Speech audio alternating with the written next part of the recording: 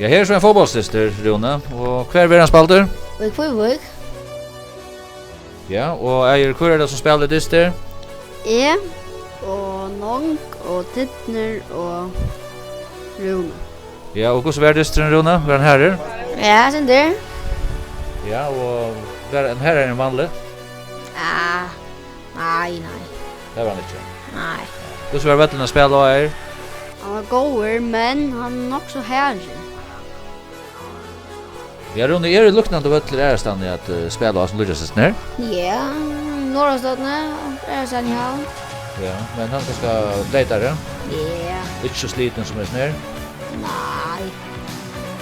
Men Ægir Urslit, det var nå ikke gale? Nei. Stående enda i 4-2. Klokken. Ja, og hva talte du om til Rúni, 4-2? Det er godt. Der snøkte vi, Ja.